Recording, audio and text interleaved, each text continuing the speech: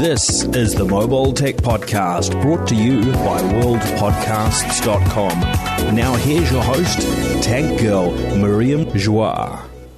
Hi, and welcome to the Mobile Tech Podcast. I'm your host, Miriam Joie, and today is Tuesday, August 8th, 2017. I have a really cool guest today, and that's Matthew Miller. Hi, Matt. How are you? Hey, Miriam. How you doing? I'm well. Matt, for those you don't know, writes for ZDNet and has a podcast with Kevin Toffel. What's your podcast called again, Matt? It's close to yours.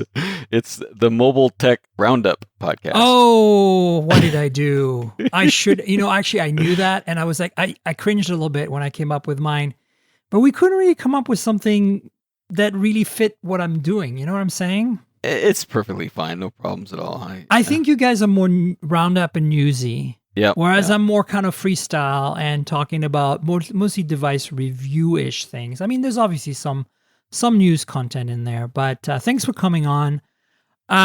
So I wanted you to start with the news that you wanted to talk about. You're super excited about this bike you just reviewed. So tell us about it, because this show is about mobility in general. Like, that includes any kind of mobile device that has some sort of electronics, hardware, whatever you want to call it. So tell us about this thing. Yeah, so it's pretty funny. I started riding my bike to work last year, and in Seattle, there's a study by Zillow that says, Seattle was #1 bike-friendly city with San Francisco really close and all this kind of stuff. And so I've been biking a lot, and then this year I decided, I'm going to have to find a better way to commute. It's even better than my bike, because I ride the bike, but then I get to work and I'm sweating and I've got to take a shower and waste all this time. And so I started looking into some of the electric bike technologies, and a lot of them, you're talking $2,000, $3,000, $4,000, up to $10,000 kind of thing. And a couple coworkers bought a couple bikes from Rad Power Bikes here in Seattle, and so I'm like, let me check out and see what they got. And they have this new one that launched last fall called the RadCity. Okay. It's really designed for the commuter. It has, built-in fenders. It has a built-in rack. Got a big, huge battery on it and all this. So I went to the local store and asked for a test ride, and they're free to go on test rides in Seattle. And I was a little apprehensive. It's been a long time since I've been on a motorcycle. And I was thinking, oh man, if I get on this thing and it takes off, I'm going to run into a car, crash it, and all this other stuff. So I asked like a million questions before I went on my ride. And then I went on the test ride, and I'm telling you, it brought the kid out in me. I mean, when you first rode a bike as a kid, it was just like joy and freedom because you were moving so fast, right? And getting on this electric bike, I was just like, I felt like I was, 10 again. It was really a blast.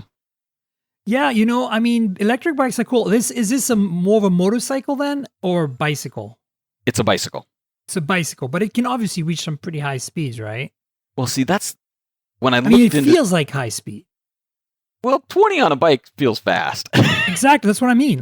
That's all you really need, right? You know what they say about cars? I'm a car enthusiast, and they say it's better to drive a slow car fast than a fast car slow. That's a good point. It's a good one, right? Because it's totally true. The wind in your hair, and you're like, I'm going to die any second now. And, on a pedal bike, I can get up to 14, 15 miles per hour on a normal commute anyway. So I'm already going kind of fast, but it's taking a lot of work to do that. Yeah. So go on. I was going to say, this bike I wanted it because it has multiple modes. So you can turn off everything and just ride it as a bike. Right. It's a very heavy bike. It's 60 pounds, so it'll take a lot of effort. And then they have 5 modes of pedal assist, and then they also have full throttle mode. Whoa, what does that mean? You don't have to pedal at all. I see. Then it's like a moped. It sounds like a turbo mode, full throttle mode. Dun dun dun. Well, in my silly little video, I called it the Nacho Libre mode, and I don't know how familiar you are with that movie. Yes. When he gets on his little grocery cart bike and he does the full throttle, that's what I call that. So that's funny. Tell us a little bit more about the technology behind it, because obviously, is there any kind of app component? Like you can check the charge status remotely or anything like that, or is this just purely an electric bike, no connectivity, no smarts? That was the one issue I was hoping it would have, is some smartphone connectivity. It does have a whole display that controls and monitors all of your wattage that the bike is putting into it, how fast you're going, your odometer, the different levels of pedaling. The only real kind of connectivity to a mobile device is it has two USB ports. One is on the battery and one is on the display. So you can use that to charge up your phones and other devices, which can be handy, like to put on a bike computer or something like that and have it powered on all the time. Yeah, this. I think this is it. We crossed the void into smarts, because as soon as there's USB port, there's firmware, there's ASICs and microcontrollers. So I think this is topical for this show. As I always say, this is about mobile technology. I consider vehicles that are at least individual vehicles to be smart, not smart, but mobile devices, simply because, cars, if they're high tech, you get into them and you're sort of surrounded by technology and they move with you. And then same with bicycles and motorcycles and other things. So, last week we talked about the Model 3 with Dan from The Verge, Dan Seifert. And so, this week we're talking about electric bicycles. So what's been your experience so far? Are you really enjoying it? Has it really changed? I mean, obviously you're commuting by bike, so that's going to really help, right? Yeah. I mean, because now I can leave my home in just my work clothes, get on the bike, go to the train, then ride the bike, and never have to drive a car all week long. And I don't have to take showers and all that kind of stuff. It assists me. It's really, having a commute that's actually fun makes you want to go on that commute. And, if I can go all week without ever driving a car, that's a good thing for the environment and for your health, right? Because Yeah, you can, if you want to get a workout, you can. I can relate. I used to work for Lucasfilm, the George Lucas's empire, in the video game division at LucasArts years ago. That's about a decade ago now. And I used to have to commute from my house in San Francisco on Potrero Hill, kind of diagonally across the small city of San Francisco. It's small in terms of size, mile-wise, across to Presidio. Which is where the campus was, right at the edge of the Presidio. So it was a 25 to 30-minute bike ride, basically uphill one way, like uphill halfway and then downhill the other half. And the other way was the reverse of that. And of course, I didn't have an electric bike to assist me, but I got very fit and very quickly doing this almost daily.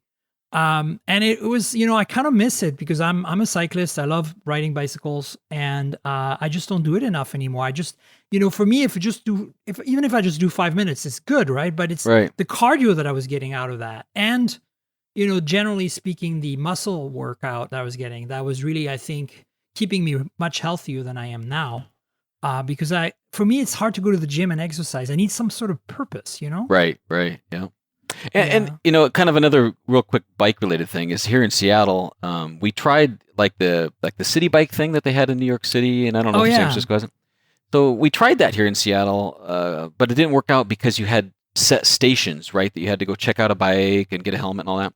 So that went away, and just in the last 2 weeks, they launched both Spin and Lime Bike have launched these bikes where you scan the barcode with your phone, and then you log in with your phone. It sends a signal to the bike, unlocks the bike. You get on it. You do your ride, and it's only $1 for 30 minutes. And then you set the lock, and it locks it back up. And then you can use the app to find all the bikes in the city. And you don't have to. You park it. You just go outside, pick up a bike, park it wherever. I mean, so that's the best way. Oh, it's awesome. I've ridden it. I've ridden it I have about a mile from my office to the train. I get on it every day just because it's a blast and it's only $1, Yeah, I think that's how I feel also about car sharing. Like, get around, not get around. There's one of them, I can't remember it is, that just basically you can leave the cars wherever. Like, you guys have the smart cars in Seattle, right? Yeah, we do actually. Yeah, the BMWs, I think. Yeah, and there's also BMW. There's two. There's Benz and Daimler-Benz that has their own thing with the smart cars. And then there is BMW that has It used to be called Drive Now, and now it's something else now. Yeah, I can't remember. And anyway, we used to have in San Francisco. So we used to have the electric BMWs in San Francisco, but then they couldn't work out a deal with the city in terms of getting free parking. Because the whole point of it, as we were talking about with the bicycle, is you just go and pick them up wherever the people left them, and the app shows you where they are, and you can unlock and get in. It's much easier than like doing, what you would do with like the normal ride sharing, not ride sharing, but car sharing programs, like where you have to go to a kind of a depot or a specific location. Right. And exactly. that's what I loved about it. But then they left San Francisco because they couldn't work out a deal with the city. And so they moved to Portland and to Seattle. And then the smart car thing has been in Portland and Seattle and Vancouver, BC, I think, for quite a while now.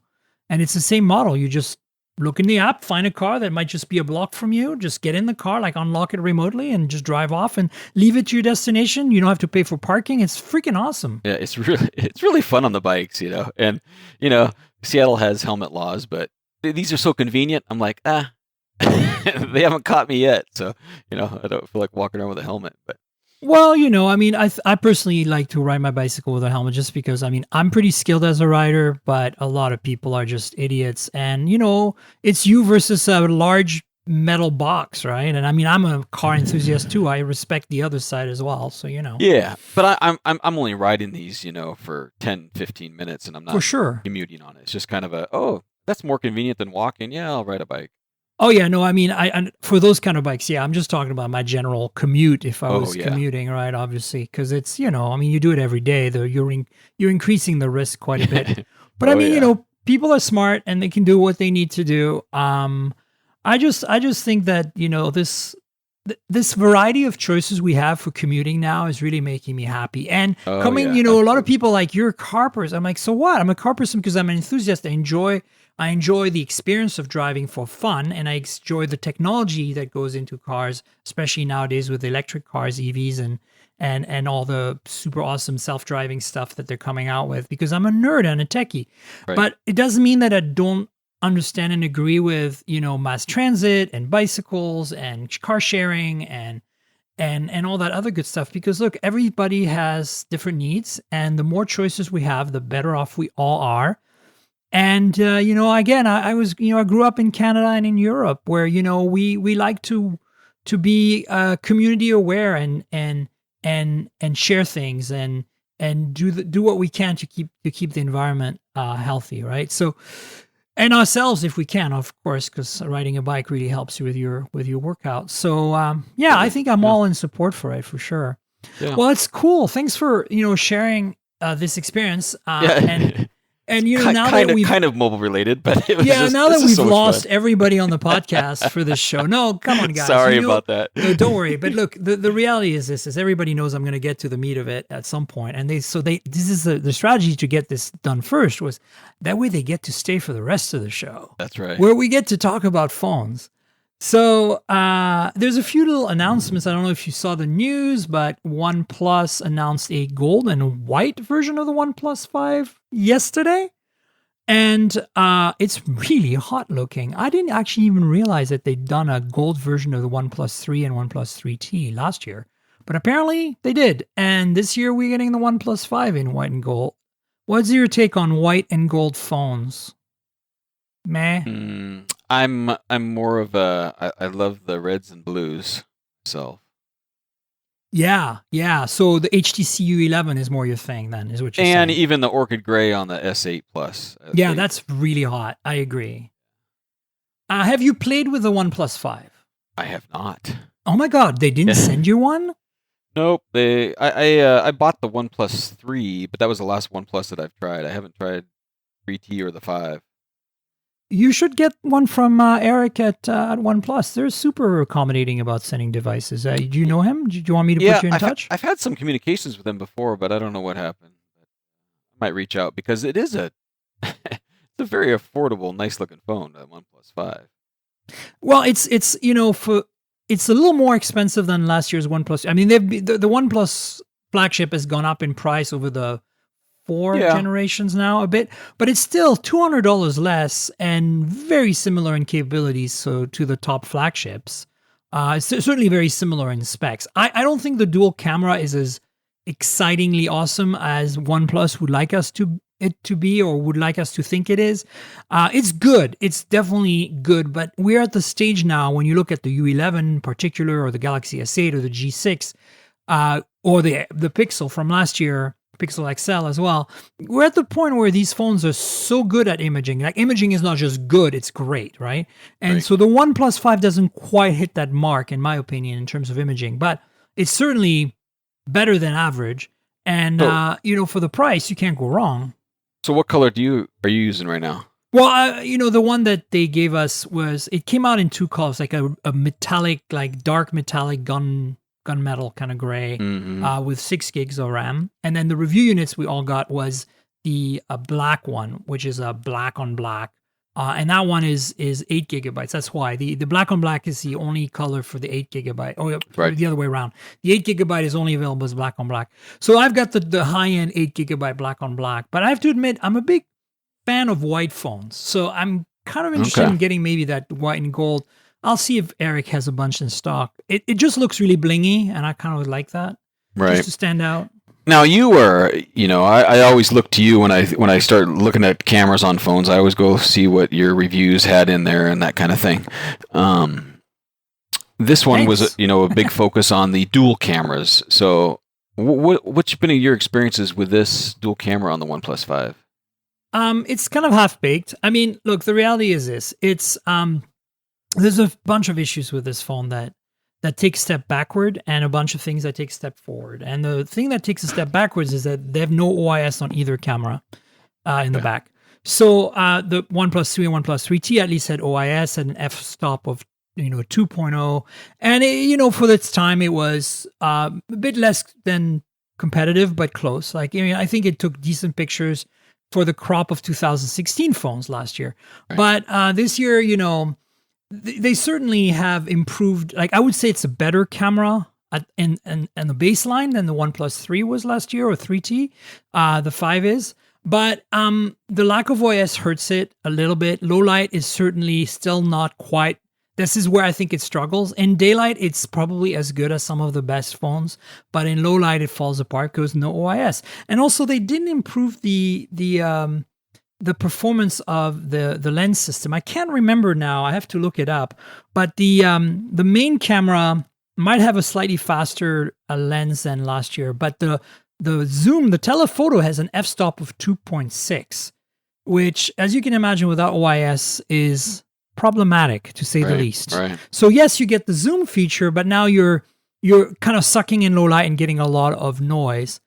And in what was I going to say? In daylight, it's fine, but in low light, everything falls apart. Without the telephoto lens, working well in low light, you can't do portrait mode in low light, which is the big feature of the dual camera, right? And OnePlus, is aware of that, and they're like, well, Apple has the same problem with the iPhone 7 Plus, which is kind of true. It doesn't do portrait mode in low light very well. But I'm saying, I'd rather do without the gimmick of portrait mode and the dual camera, and get at least the main camera to be awesome. And that's my take, So they're using the similar approach to what the iPhone 7 Plus has with the dual camera, being telephoto. And so mode. Contrary to the G6 that has like a wide angle and a regular, with the regular having OIS at least, this one is more like the iPhone, but the iPhone has OIS on the main lens. Right. But the iPhone also has the drawback of the telephoto not having OIS and having a worse aperture, right?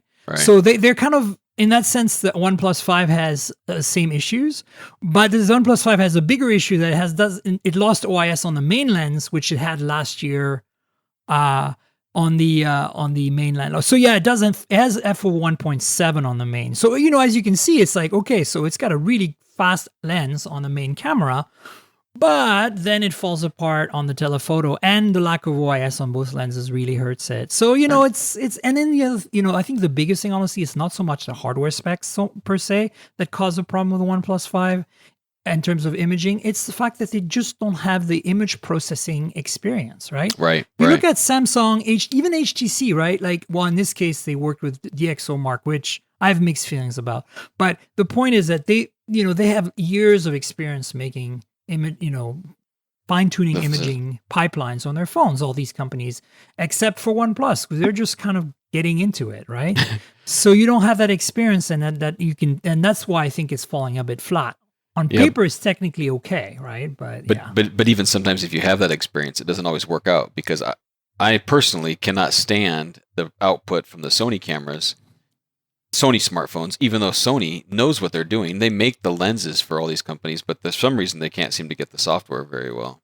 Yeah, they make the sensors, and I think they're crippling their camera phones on purpose because they don't want to eat into their camera business, which, as you know, they're one of the most successful high-end point and shoot and APS-C mirrorless interchangeable lens camera manufacturers today. And even the A7 series, the Alpha 7, which is a full-frame DSLR-like system without the actual reflex part, without the actual, lens mirrors. That thing is super successful with photographers because it's one of the best cameras on the market. So they have a big investment in their camera business, and I think that they make the sensors and let the competition do the good job with their phones. But when it comes to them, they're it's typical Sony, right? I never really thought much about that, but I think you found the reason. That's great. I mean, think about Sony back in the days of the Walkman, right? They didn't want to do MP3 for the network Walkman that they were making. The essentially the MP3, the hard disk and flash based music players, because they didn't want to support MP3 because they were worried about, since they own Columbia or whatever music. The record label, it was like this stupid. Sony does this all the time, and it hasn't ended. It's like, I don't get it. So one last thing on the dual cameras, I heard you talking either 1 or 2 shows ago about the G6, and you prefer that method of having the wide angle as your second lens. Personally, I really like what we see in the Huawei Mate 9 and other devices, and the Z2 Force. I'm a real fan of the black and white. Yeah. The black and white. And man, that's my second choice, to be honest. Yeah. Okay. They just look so good for some reason. I don't know what it is. Oh, absolutely. Man. No, I think Huawei's doing the best so far in terms of the combination of everything. Why? Because on at least the P10 Plus, you get f/1.8 on both lenses, right? Whereas you get f/2.2 on the P10 and the Mate 9. So it's a little redux on the other two phones. But on the P10 Plus is they really pushed it. f/1.8 on both lenses, and then you have a bigger sensor for the monochrome, which actually makes sense because even if your pixels are a little small, you have less noise issues. Right. On black and white sensor, and you get a better dynamic range. So you get the benefits of the monochrome sensors for dynamic range, right? By combining the two photos, you get better dynamic range, and also you can get a better low light that way as well. But then Huawei does f/1.8 on both, OIS on both, and has a large sensor for the monochrome, even though the pixels are small. So they basically do the best of both worlds. Like, yes, we can make the pixels smaller because it's monochrome, so we don't have the noise issues, but we give you more pixels for zooming, right? Yeah. And so that there's like this lossless 2x zoom on the P10, Mate 9, and P10 Plus that exploit the fact that the monochrome sensor is a larger sensor and uses basically the light information from the monochrome sensor combined with the color information from the lower resolution 13 or 16 or whatever it is, the other sensor. So it's very smart. It's basically, how NTSC analog TV works.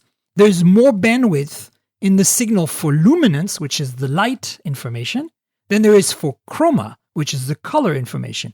Because our eyes are more sensitive to the black and white part, the color, like the brightness differences, and it is sensitive to the color differences. Yeah. So you can encode the color basically at a lower resolution. You can have less detail on the color spectrum and more detail on the black and white spectrum and still come away with a phenomenal image.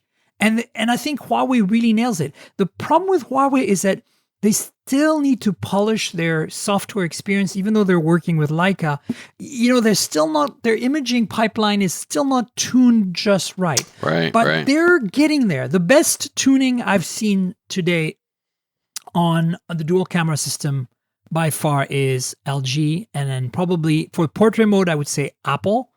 But definitely LG for the amount of the quality they get in low light out of those 1.13 micron pixels on the G6 is kind of stunning, considering it almost matches the Pixel with, I think the Pixel is 1.4 or 1.5 micron pixels. I think it's 1.4. It's kind of amazing. So to me, I like the idea of having the wide angle lens because it just solves a lot of problems. You're close up to something, you're at a conference, you can't get far, you can't pull back without having people walk in the way.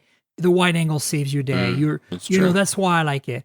But I think that what Leica and Huawei are doing is the best. And then, that brings us to the Z2 Force, which I wanted to talk about. But the Z2 Force is kind of a poor man's implementation of what Huawei is doing. And the reason for that is their f-stop is only 2.0, which is worse than last year's 1.8.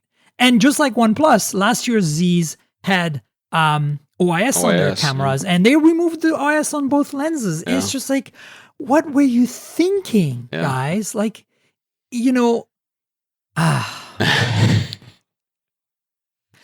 me about the Z2 Force, because look, you saw my video, which is really long. I don't know if you guys have watched it. I published it last week, sorry.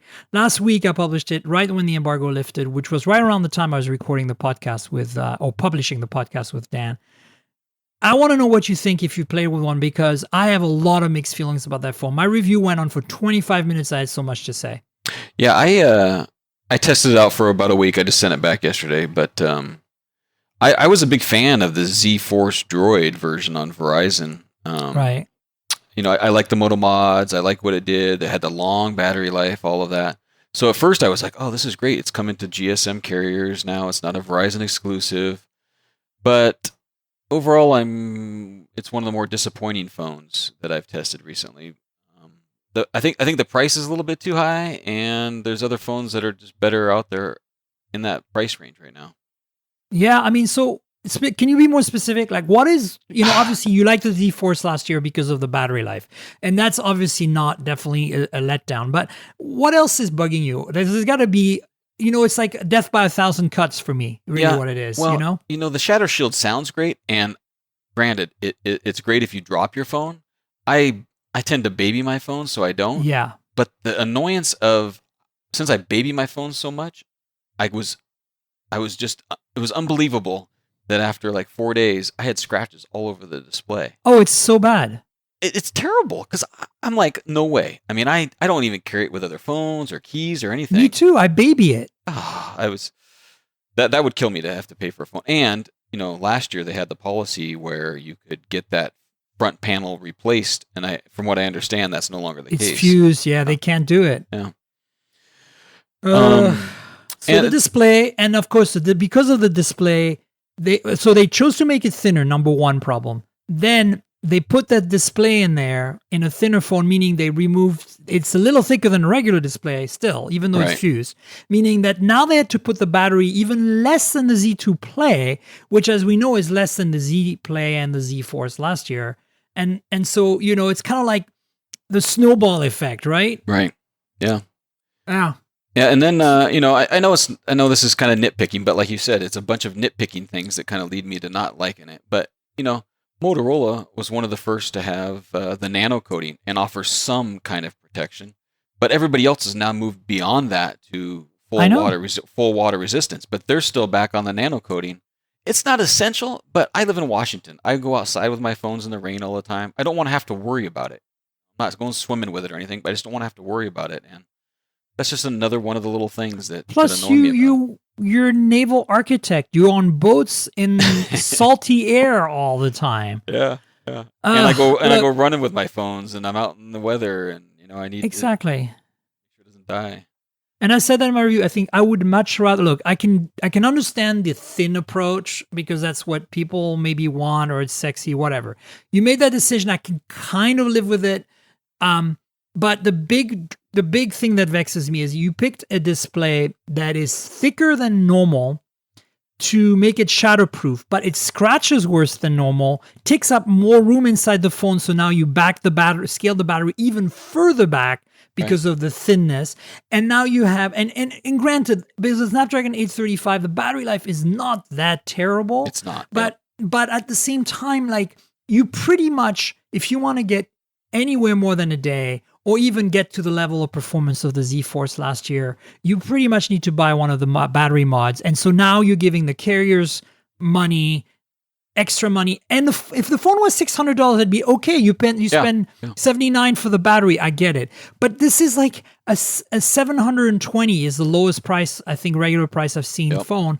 And now you have to at least spend, you're going to have to buy that battery pack, mod pack. Yep. So it's like now it's an $800 phone, and you get still not maybe you get the same battery life as the Z Force without a mod last year, and then you still have the display that scratches. Wah wah wah. There are some things I like. I do like I like the Z Force Droid. I hated the fingerprint scanner because that's all it did, and it drove me nuts. Right. Now at least you can do that. The one swiping. Direction or whatever swiping. Yeah, definitely. What I like about it, I like the build. I like the build quality. I think it's good. I like the materials. For a phone that is not very modern looking because it doesn't have that ultra wide screen 2x1 display and the thin bezels like the G6 or the Galaxy S8. I still find that it looks pretty nice. Like, it's not an ugly phone. I like the design. I like the mods. I think the mods are awesome, even though I think that they're all too pricey and not necessarily very useful. But I like the concept of the mod. I think that I support this idea of modularity. I'm starting to feel less excited about it simply because the phones I'm attached to the concept are kind of meh, other than the Z2 Play, which I really like, by the way. But at least Motorola's consistent, right? They made a decision to go with mods, and they keep on releasing devices that support that. So if you invest in the mods, you can pretty much rest assured that they're going to be around. Yeah, they said they're going to support them for 3 years now. Yeah. So only 3 years. That's also a bit disappointing because I'm like, why less? Why not more? I mean, what's the big deal? Like, it should just always work. Anyway, there are lots of things. But I like the fact that the software is really pretty stock and it has these little enhancements that Motorola brings on. This is really good. And then I like it's well made, other than the display scratching issue. And I like that, it's super fast and it has great specs. It's a very modern phone, It's too bad we don't get the 6 gig version because that's a foreign version. But at the same time, that's kind of, we always get the short end of the stick, it seems, on the RAM and stuff anyway. But look, overall, the biggest problem is this combination of factors of like this battery life, thickness, thinness, and the whole thing around the scratching display, all that is bad decisions. And then to make matters worse to me, and this is really important to me, is the lack of headphone jack. Still, I really thought, look, last year I was like, okay, I'm willing to go with you, Motorola, on this journey. Apple's going to do it, and you're probing the waters. You're doing this. You're taking a bold step forward. I don't agree with you, but I'll give you a pass this year. But then when Samsung and LG did not remove their headphone jacks, to me, the writing was on the wall. The writing was on the wall that the second biggest, or first, it depends who you talk to, Samsung, first biggest phone manufacturer in the world is saying, nope, we're going to keep the headphone jack because we think it's user hostile to remove it and we think our users want it. And then LG followed suit, and then OnePlus is still doing it. The Pixel did it still. So I'm thinking, okay, maybe the Android world is not going to abandon the headphone jack. And maybe, just maybe, the Moto Z this year, the Z2, at the time I didn't realize we only get one and it would be the Z2 Force. Maybe the Z2 series will all have headphone jacks this year. Maybe they'll come back on that. And they kept the headphone jack on the Z2 Play. And in fact, on the Z2 Play, it's one of the best sounding mid-range phones in terms of quality of DAC and headphone amp performance. I was really surprised. And so I'm like, why did you do this? Why did you insist on removing this jack this time around? You have no excuse now. HTC did it too, and they screwed up, in my opinion, because they're not in a market position to do that. Right. So it's like, and that's again, death by 1,000 cuts with the Z2 Force. It is disheartening, though. I mean, I kind of get it if you're a normal person that buys a phone and it comes with a headset and it's not a headphone jack. However, the first time you don't have that particular headphones around, or you don't have a Bluetooth headset charged up, you're like, what in the world is going on? When there's options and phone designs don't look like they're that compromised to include a headphone jack, I see no reason not to have it in there. Look at the S8 and the S8 Plus. They're still thin, sexy phones, and they've got headphone jacks. Yeah. So let's talk about one phone that's been on my mind. I just got it. It is a Zenfone AR. I mostly kind of want to talk about AR because I know you don't have the Zenfone AR yet. Maybe they'll send you one. Have you played with Tango yet? I have not. And have you played with any kind of, have you done Pokemon Go or just? Yeah, I've done some of that. Yeah, Pokemon Go and then some of the AR kit I've been looking at. And, at first I was like, oh, I don't really get the point. But lately, some of the demos coming out, I get it. It took a while. It's starting to look really good. I have to say, I'm very impressed with what we're seeing on AR Kit. Having played with Tango, I don't know if you've read my review on ChipChick. Go check it out. It's the Lenovo, what was it called? Fab 2 or something. Oh, yeah, that's right. It's a massive phone, like 6.4-inch screen, but not a wide, like skinny wide screen like the G6 or the Galaxy S8. It's more like, big phone with the bezels and everything and a 6.4-inch display. And, it's the first Tango phone officially with all the sensors and stuff. And I have to tell you that when it worked, it was magic.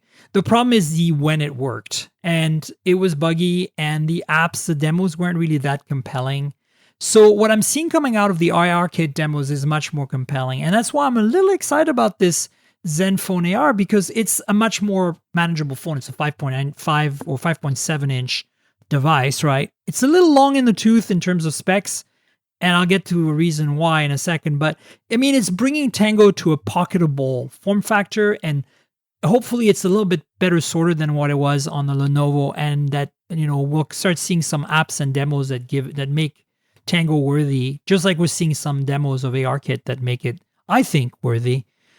So, yeah, I don't know, are you excited about what Apple might be doing with ARKit when it comes out? Yeah, I'm getting more excited as I see how I can use this like in my daily life. At first I was like, I say that, they see the dinosaurs and you see, the Star Wars chess game, you see kind of these first demos, but then people and developers start to think more, what can they really do with it? And as an engineer, I'm thinking of this as a perfect ship check phone, right? You go on a ship, you use it for measurements, you capture everything. Then the client says, hey, we want to put this pump or this piece of equipment over here. How would that look, and how would it fit there? You can do all of that now virtually, right? You can kind of grab that pump and put it over here, and you can see how it looks. So I think the potential we're seeing the potential grow every day. And I think people are going to get more excited about once they really realize what it can do. Yeah, no, I think for me, it's like the measuring tool app on Tango, for example, and we've seen similar apps for ARKit now, is really, really magical. It works really well. You can measure anything. Just point a cursor at one end and the other end, and you have the length of a car, or the length of this bookshelf, or the length of even the screen diagonal of the phone. You can do it right here in front of you. It's amazing. Have you seen the Made with ARKit Twitter page? No. Well, I would go there, and about the third or fourth one down, there is it's not necessarily practical, but it's the coolest demo. It reminds you of back in the MTV days, and it starts playing a picture frame in the middle, and there's music going on, and there's a person dancing in black and white, and then you kind of walk through that, and the whole room turns into black and white and color mixtures. It's really phenomenal. Is that the one that's like the Aha video from the 80s? I think that's what it is, yeah. Where it's yeah, exactly. That's it. That's Aha. Yeah, I've seen that demo. It's really impressive. The other demo that was really impressive, there's a TARDIS demo. Somebody simulated a TARDIS. So it's just sitting there on the sidewalk, and when you open the door, you get inside the TARDIS, right? Yeah. And then when you get inside the TARDIS, you look out the door, you see the reality beyond the door, right? Yeah. And it's really, really well done. These are the two most impressive demos I've seen. And it's sad to see, that Google's had this early take on this technology, but clearly not. The demos are much more compelling on ARKit right now, and that's kind of why I'm hoping this Zenfone AR. For me, it's going to be a 6 month or 9 months now because I reviewed the Fab 2 in November. It's going to be a 9 to 10 month later kind of view of where is Tango now? Are the apps any better? And this phone is a lot more manageable. What does it bring to the table? But the phone was announced at CES. And it's Snapdragon 821. I mean, it's not spec-wise, it's still relevant. Obviously, the Pixel Snapdragon 821 is still a good phone, but we all know there's a Pixel 2 coming and it's going to be better, blah, blah, blah. So this phone is a little long in the tooth. It's just that they finally got it on Verizon, and you can also buy an unlocked version on Amazon. So the US is only catching up here, but it's interesting to me that it took that long, Yeah. I can't wait to I can't wait to see what your take is on it. So it's interesting. Yeah, I mean, I'm not sure I'll be doing a formal review for Chip Chick this time around, but I am certainly going to play with it and kind of see how much things have improved. I don't really think it is justifiably needs another review. The first Tango phone was, I think, worthy to review just because there was nothing like it before. Right. But we'll see. So I've got it here. So stay tuned, listeners, for some thoughts on that phone. And then let's see. We've talked about a lot of the phones. So let's see. We talked about the OnePlus 5, the Z2 Force. Did you ever play with the Z2 Play, by the way? I never did. I've heard so many good things about it. It is so good. I mean, it's, some people arguing saying, well, it's not as good as Z Play last year because the Z Play had such a great battery life. And it's 85 to 90% the battery life of last year in a much thinner package. But what to me got me excited with Z2 Play was, as I said, the audio quality and the headphone jack is really outstanding for mid-ranger. But the other thing was the camera has the same sensor and lens as the Galaxy S7 and S8, I guess. The 12 megapixel large pixel size f/1.7 lens. So it doesn't have OIS because of the price point. Right. And of course the image processing is not quite as sophisticated as what you'd get out of a Snapdragon 835 because Qualcomm, bundles some really good software with these chips. But you can take some really good photos with this phone because of this really fast lens. It's just physics, right? You get more light. So to me, this whole combination, and you still get a metal phone that works with Moto mods and costs, only $409 on Verizon. That's at a price point that I find it to be competitive and worthy, So it needs to be mentioned, especially when the Z2 Force is so, frustrating, whatever you want to call it. And then the other phone I want to talk to you, we kind of touched on it when we talked about the colors you like, the blue and red, is the U11. Which color did you end up with? Thanks to some help from some folks at HTC, I was able to swap my sapphire blue for the solar red. Oh, I'm so jealous. I reached out. I couldn't. I love blue, but that red. Oh, I hear that. I haven't seen it in person, but it's so unique. And I don't think the photos do it justice. No, but look, I asked, if you're listening, Jeff, at HTC, I asked Jeff a while back when they announced the red one, if I could get one. He said, we don't have enough to go around. I don't think we can do this. And I said, you know what? That's totally okay because I don't dislike the blue. I think the blue is really beautiful as well. But I have to say, if Jeff, you can swap me that blue for red, I'll take the red, especially because my blue one is a Sprint unit, so not unlocked, not that convenient to use abroad. Hint, hint, hint. I love you, Jeff. But we'll see how it goes. So I've heard on the last couple of podcasts of your show that you've talked quite a bit about the U11, the audio quality, right? And yeah, I understand what you're saying about HTC doing their own thing with the DAC and all that kind of stuff. But maybe it's because I'm an old man, I'm almost 50 or what, but... Well, I'm almost 52, I'm 48. Oh, so am I. But there you go, we match.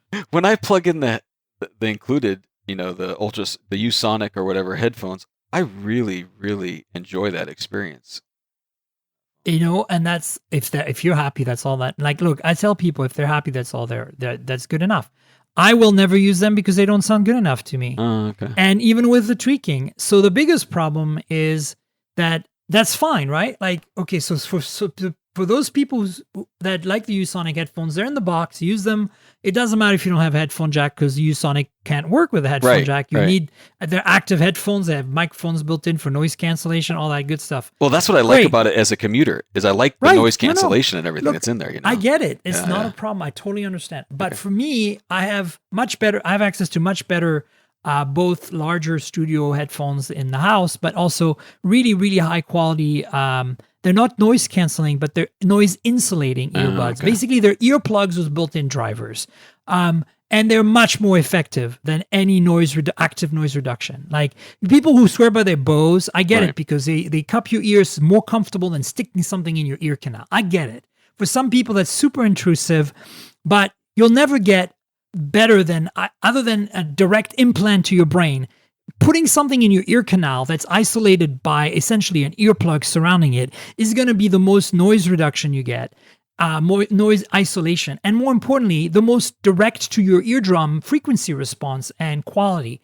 And if your drivers are good and the headphone amp and the DAC are good, you can get an incredible audio experience that way. And so that's what I go for. And I've been spoiled. I've been using that high quality stuff for over 20, probably 30 years now. Yeah. Like since I was in my late teens, I invested a lot of money into my listening gear because I've always been a bit of an audiophile. So I got headphones in my collection that are 25 years old, and I'm not going to replace them. They're like $500-$600 headphones. I mean, they're great. So having a universal connection for me to plug them in and being able to enjoy them is really critical to me. And that's why that makes a lot of sense. Yeah. And then, the adapter that comes with the U11, as I mentioned in the previous podcast, wouldn't be a big deal. But because it chose to make it an active adapter where the electronics, the DAC and the headphone amp are inside the dongle, not inside the phone, it's not just a dumb analog, adapter like the Moto Z uses for its USB-C because it's analog. Right.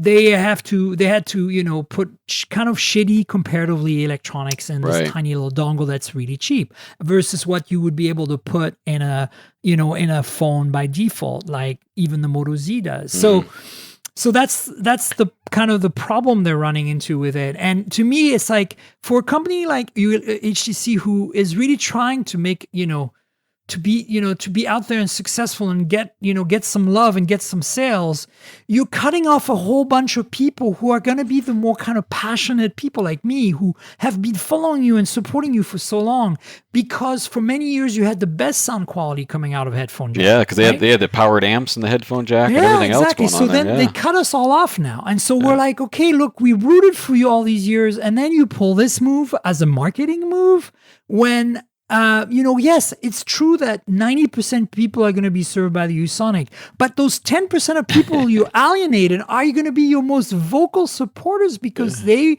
were weaned by you on a good music listening experience through a regular headphone jack. It would have cost them so little to put a real headphone jack on that phone and still bundle the Usonic headphones with USB-C in the box and still give everybody the same experience. I know. And that's my vexation with them. It's sad. Yeah. It's just sad. I still love the phone though. It's, like you said, the camera experience is great. The software is pretty clean, it's fast, super fast. Very happy with it. Sure. Yeah. I mean, it's one of my favorite phones of the year. The camera, I mean, a lot of people don't get how good the camera is on that phone because we get such a good experience already out of our phones today. Like if you have an iPhone 7 or 7 Plus or an Pixel XL or Galaxy S7 from last year or Galaxy S8 from this year, you already know what excellent imaging means, and you are experiencing this every time you take a photo. But if you're like me and you have a camera person and you kind of know how imaging works, you look at what the U11 comes out of the U11, you're like, wow, like it's just a tiny little more. Yeah. And, does it justify the whole DxO mark brouhaha? No, I think DxO mark is BS, to be honest with you. What's your take on that? Like, I really don't think that, if you look at their measurements that they do, it's like they don't even test OIS because they put the phones on tripod to take their low light pictures. It's like you're completely defeating the actual everyday use point of a phone with this scoring system. Yeah, I don't know any of the people that run the site or anything else, but I don't believe anything that they have to say because they've rated some phones either way too high or way too low in my real life experiences. I just judge based on my typical day, what I typically take pictures of, and I don't see it, when their results come out. Now, on this U11, okay, so maybe it is one of the best scoring ones, and there might be valid there, but I don't put much stock into their ratings personally. Yeah, no, it's just a coincidence, in my opinion, that this is, I mean, not a coincidence. I mean, they clearly worked hard to get a good imaging experience, and of course, they're going to get a good DxO score. In fact, they worked with them, so you can buy your way through DxO mark. That's how it works, right? And I get it; it's their business model. I'm not knocking them. I always want. All I'm saying is I have no issues per se with DxO mark. I'm just saying you need to take the results with a grain of salt. Exactly. What I like the best that they do is their reviews, because they show camera samples. Yeah. And then it actually is. To me, it's. I hate to say this. You can't. It's like in general reviewing phones. You can't be objective, guys. There's no objective. Yes, you can say this phone is measurably faster in benchmarks, and yes, probably reflects in the phone being faster to use every day. Absolutely. But you all know that that's not how you measure and the enjoyable experience of a phone. Well, it's like driving a car. You can pick a car that has the best numbers on paper, and it still can leave you kind of meh when you drive it. Look at the LG G6. It's down at a rating of 84. Below a ton of phones that do not perform as good as the LG G6 does. It's an indicator, but I wouldn't go by it as your default whether you buy a phone or not. Absolutely. And I think the other problem is again, it's like you have to be subjective with this stuff. Some people prefer Galaxy S8 photos over G6 photos because the color balance. And you know what? And I'm not going to argue with you, but as long as we both agree that it's one of the top 3 phones, probably 5 phones on the market in terms of imaging. As long as we both agree that those 2 phones are up there, I'm in. Right. We're friends. But the moment you say to me like, "Oh, I'm going to buy this because it has a high DxO mark," I'm like, "You're insane." Agreed. Yeah. I don't know. It's just crazy. Oh, man. So I'm trying to think what else we wanted to talk about. I kind of want to let's talk about this. Have you reviewed the G6 and the Galaxy S8? And if so, what is your take on those 2 phones? I have. I've looked at both. I bought an S8 Plus. Yep. I keep on going back to the S8 Plus, and it's not. It's a good one, huh? I love the design, but I never use the edge screen. The camera's great, but it's other things that are in there. Like there's some conveniences. I know a lot of people just hate Samsung software, but there's some things in there for my daily communications and stuff. As far as like messaging, the phone dialer app, I mean, these little teeny things, but those little teeny conveniences really make it something that sets it apart over some other phones I have. And then, I'm a huge fan of wireless charging and wireless fast charging at my office. I just set my phone down. I don't worry about any plugs to charge it up. There's little conveniences that added up to where I keep on going back to this. No, I agree 100%. And I think it's the first time that Samsung's managed to bring that extra feature set without it feeling intrusive and in your face. Yeah, right. The Galaxy S8 is truly the first phone where I feel like I don't have to install a new launcher or change too much out of the box from Samsung, phone from Samsung. Yep. So that to me, and I called it masterful. I do believe that from a purely technical and engineering perspective, this is today the best phone on the planet. And as an engineer, that's one of the reasons that I keep going back to that versus my iPhone 7 Plus. I'll put my SIM in an iPhone. It can only stay there for a day. I'm like, okay. I know. I can relate. I know. So you wanted to talk about tablets. And I want to know what you think of tablets. Are tablets dead? I mean, clearly there's a resurgence in iPad sales ever since the cheaper iPad was introduced recently, according to the Apple financial results that just came out last week. Yep. Right. So they did better in iPad sales. There basically went up a tick versus the past where it's been a downward curve for a while. What's your take on that? Are you an iPad user? I have had a couple in the past, but in the last couple of years, I've used some Android phones, or Android tablets, mainly for entertainment purposes. But I've been a Surface Pro user now for, I don't know, 3-4 years or whatever. Right. And I was gonna, I use it mostly docked position. Sometimes I pull it out. But this year, when I saw the new iPad Pro 10.5 and what I saw was coming with iOS 11, I took a jump and I bought one. Oh my! It's been a long time since I've had it, and I got to tell you, I've been using it now, I think, for over a month. I absolutely love it. As a commuter on a train who rides the train 45 minutes each way, I don't bring my Surface on the train ride anymore. I do it all on the iPad. It's so fast. It's a smaller tablet than the Surface as a tablet.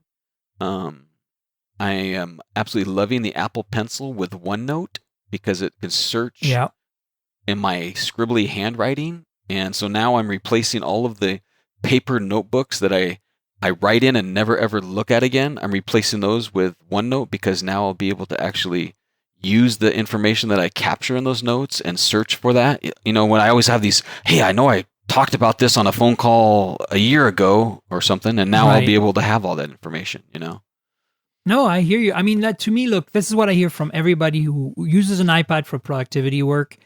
I haven't been able to make the jump somehow. I think I'm just too old school. I still need a pickup truck like Steve Jobs would talk about when he talked about the Mac. Right. I need a more general purpose device. But I understand that those people like you and like Harry McCracken, for example, who have, used their iPads for productivity stuff, have found it to be a life-changing thing and swear by it. And I'm not surprised that's working for you, especially on an iPad Pro, the faster, better one. And the Pencil is pretty awesome from my time playing with it. So, I'm not saying tablets are dead, but in terms of Android tablets, that's another story. It's a dire world out there. Oh man! You see the Pixels are on sale now, and Google's getting rid of all the stock because they know the new things are coming. That dang, what is it? The Pixel C is still full priced, and no one's buying it. Yeah, it's kind of pathetic. I mean, I don't remember having a recent Android tablet experience that I liked. Yeah. And I hate to say this because I'm a hardcore Android user. I think it's my favorite phone OS. It's super productive for me.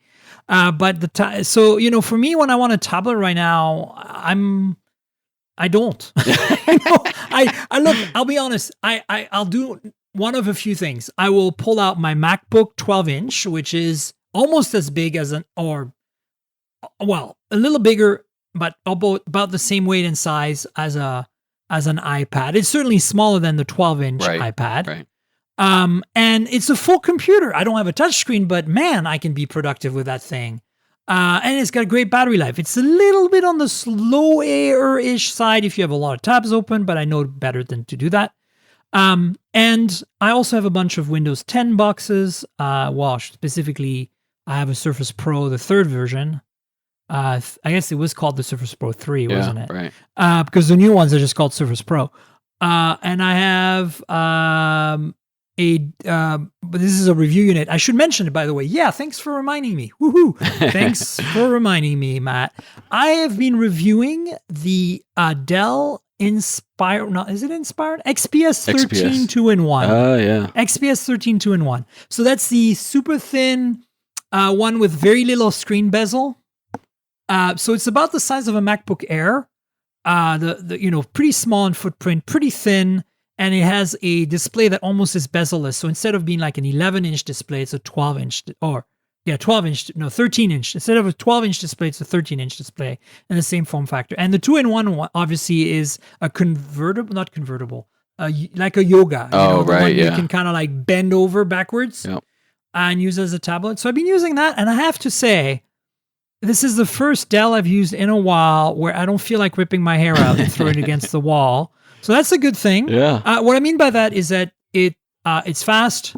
The trackpad, which is a big thing for me, works well and smoothly on two-finger tracking, which two-finger scrolling is my big thing. And for a long time, Macs and Chromebooks were the only ones who could pull it off. Yeah. I don't know what it was about Windows boxes, but this Dell does the two-finger thing really well. And the only thing I have to say I'm a little disappointed with battery life overall. I could be a little better. and then the headphone jack broke. Oh. Like I think it's just a loose connection, but that doesn't bode well when a device is less than a month old. And headphone jack breaks. So I'm using an external DAC. I have a really tiny, like it's the size of like 2 or 3, what's it called? Bars of chewing gum packed together, right? Right. And it's USB, and it plugs into a USB port, and I get a headphone jack on that, and it sounds fantastic. So I use that instead. But it's like kind of sad. Like if I owned it, I'd have to return it to Dell or something for repair right now. I'm like, seriously, guys, it's a month old. Like my MacBook 12-inch is 2.5 years now, and I'm still using the same headphone jack, and everything's fine. Like I think this is just a one-off kind of situation, to be honest with you.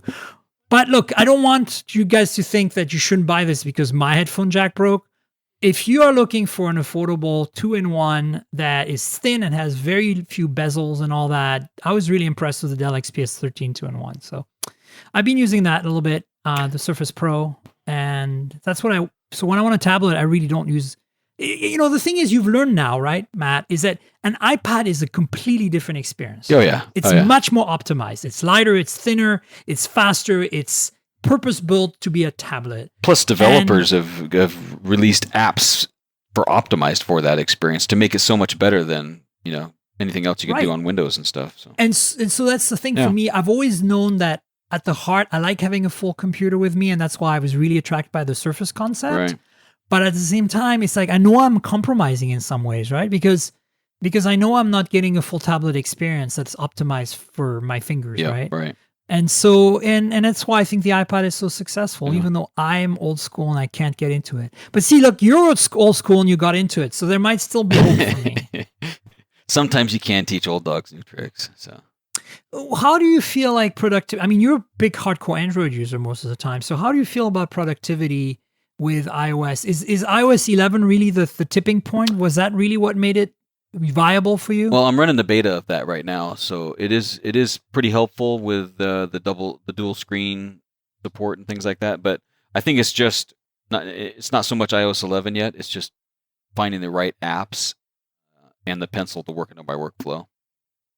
But the multitasking has been far improved on 11, right? And that's kind of what I'm looking for too. And then there's a file system now. Are these access to your file system in some way? So with 11, which I hear is been a bit of a gripe for me for iOS. Yeah. I just want to copy files over from like a flash drive or whatever, you know? And you can do that apparently. And you can, yeah. There's a files Explorer right on there now. I've kind of moved to the cloud just because it's bouncing between as many phones as I do. Oh, cloud me solutions too. are the way to go. But sometimes I'll give you an example, right? I make a lot of my videos with the U11 right now. My the embargoed videos that I can't do live on my YouTube because it's such a good camera phone, and so they end up being like 20 minutes long, 3 gigabytes of 1080p video, and I'm like, okay, let's transfer that back to my computer. And I found that I pretty much have to use the Android file transfer app or MTP compatible software on Windows, which, as you know, is native. Just plug it in, and then it works. But if I use if I plug like USB-C based flash drive to my my Android phone and want to copy it over to that, I can't do 3 gigs because it's fat based and the 2 gigs is the limit. It's like this. That's what I'm saying. It's like sometimes you can't use the cloud. It's just not fast enough, not convenient enough. And you run into some other limitations that make you want to use a cable or some sort of hub or something. Right. So did I ever tell you when I was at Google I/O this year, how I live stream my videos, my live YouTube videos using Ethernet?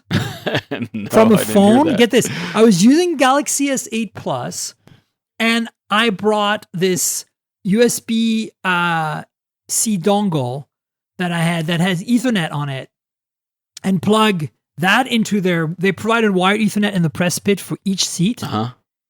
And so and it worked. it stopped using the built-in LTE connection and used their Ethernet, and it was like some ridiculous. I've got a speed test I posted on Twitter. It was like something like 600 megabits up and like 1.2 gigabits down speed test, and I was like, oh, that's gonna do just fine for my live YouTube video, just perfect. I never even thought about seeing if there was a dongle for that or a quick cable adapter. And basically a USB-C to Ethernet dongle is all you need, and it works like a charm. And that's the beauty. Like, you can't do that on an iPhone. Forget it. Like, and this is kind of where, and you can do that on Surface as well. And this is kind of where I get kind of frustrated with iOS devices. Like, I know there's no technical limitation for this. iOS is based on OS 10 or Mac OS now, and it's perfectly a full-blown OS. There's no reason this limitation shouldn't even exist. What are you doing to me, Apple? Right. Speaking of rumors of the Apple Watch with LTE, I want to finish the podcast on that. What are your thoughts on that? So I have the Gear S3 Frontier with LTE, and thanks to T-Mobile's new T-Mobile digits, it's one of my phone lines. So my phone rings, this rings as well, which is really cool. And I couldn't wait to have LTE because as a runner, I don't always like to run with my phone, but as I said earlier, I'm approaching 50, and as I get older, I want to have a phone with me in case there's a problem. So I've been using the Gear S3 Frontier with a phone capability, and it's been great. The one thing with the Gear S, go ahead. No, go on. I was gonna say the one thing with the Gear S3 compared to when I went with my Apple Watch is the battery life is just better on the Apple Watch. So I look forward to this on the Apple Watch, with the caveat that I think Apple's going to limit how much you can do with that, which is a good thing. Well, for battery life purposes. For battery life purposes, exactly. And I get that. Apple's really good at, I think it's actually a healthy thing that they're doing to kind of like limit what you can do just to get a better experience overall for the average user. But at the same time, like, do you think these are rumors on LTE watch from Apple? Do you think that's going to happen? It seems to make sense to me. It's a no-brainer, right? It makes sense. And I think Apple will do it smartly. And to be honest, with the Gear S3, people, of course, there's headlines. You can now use an Apple Watch without an iPhone. It's not going to happen. And even with the Gear S3, technically you could do that, but it doesn't make any sense. Who wants to do all of their communications, browse everything all on a watch face? You don't. There's certain key reasons to have that standalone connectivity. And if you limit it to that, no one would know the difference because the experience is optimized that way anyway. So yeah, I agree 100%. I have yet to play with the Gear S3. I hear lots of great things. It's awesome. I hear it's the best smartwatch, and me, I'm a big smartwatch person. Right now, I'm using reluctantly. I want to be very clear about this. I'm reluctantly using the Huawei Watch 2 because it's got Android Pay, and my old Watch 1 didn't. But I'm vexed by the look and feel of this watch compared to the previous one. And I put a beautiful leather band on mine, so it looks a little less like a sports watch now. And but ideally, the Watch 1 was my favorite with that large display, but it doesn't have a lot of the new functionality. I was going to ask you something. This digits thing that T-Mobile has. Mm-hmm. Okay, so you're going to laugh at me, Matt, and please do because it's worth it. I don't get it. How does it work? I'm really confused about it. I'm an engineer, but I've never found anybody who could explain to me how does that actually work, because I don't want to join it. Because I'm a T-Mobile customer. Right. I don't want to go down that rabbit hole if I don't understand exactly what's going on. So tell me what you think is going on, if you know, and what does it bring to the table, and why do I want it, or why do I not want it? Digits is funny because, I met with the technical team and the engineers behind all of that last fall, and they gave me some beta stuff to try out and all this, and T-Mobile has done a ton of work on the back end to make this whole thing work.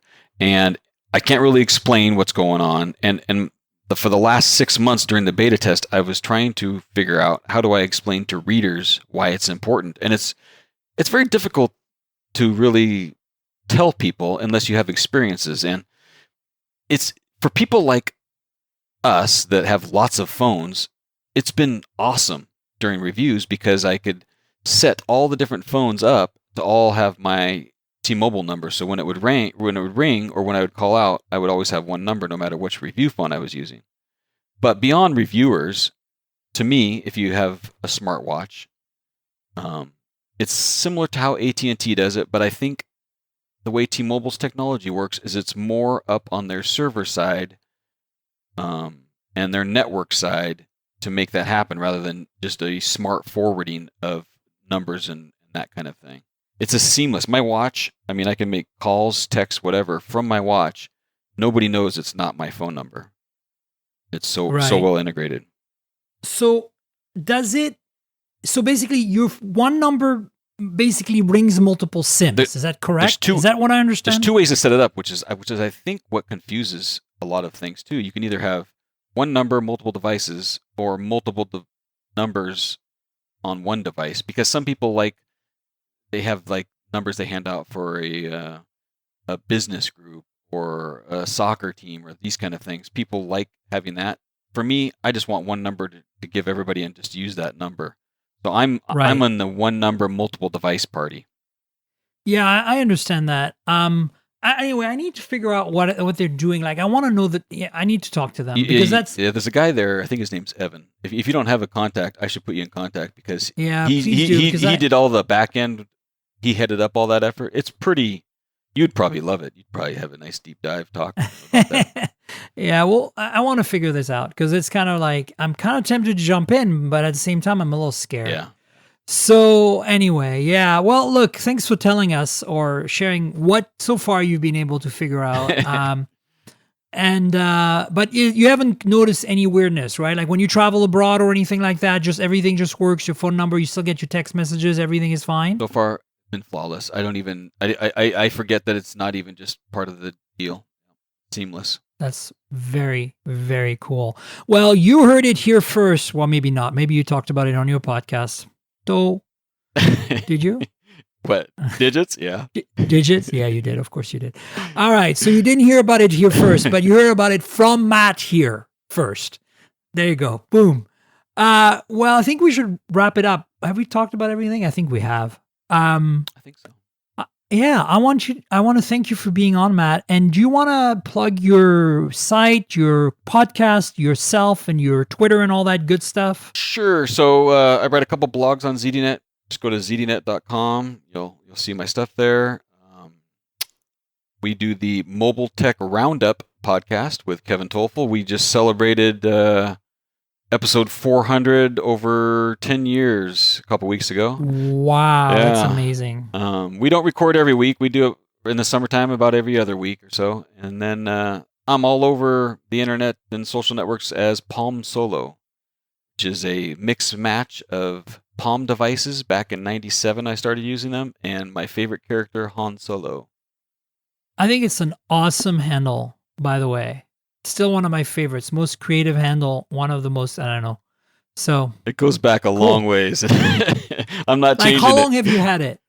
Like I said, I think it was, oh man, this is back when I was reading Palm websites and you had to have a handle, and I created it. It was so 20 years. Yeah, exactly. 97, 98, some time frame like that. Yeah. You know, Tank Girl, my handle was only with Drop the Vowels because at the time the other one was taken.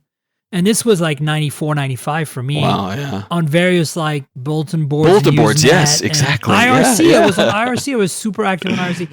So anyway, that's how I started. And then, I needed handles after that, and I just stuck with it. And nobody had the one without the vowels. And a lot of people, I always joke that Flickr inspired themselves from me because they came after my handle, right? Dropping the vowels.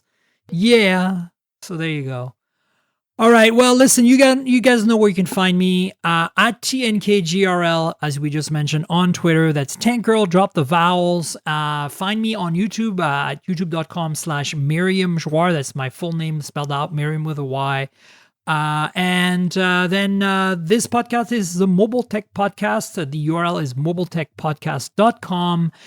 This is in collaboration with World Podcasts, who is doing all the editing work and the publishing work on this. Thank guys for hosting me. And we'll be back next week with another awesome host. So stay tuned for more. And thanks again for being on, Matt. Yeah, thank you. And thanks for having me. It was a real honor to be on the show. Good luck. Awesome. Thanks. All right. Bye, everybody. Bye. This has been the Mobile Tech Podcast with Tank Girl, proudly presented by worldpodcasts.com. You can visit us online at mobiletechpodcast.com.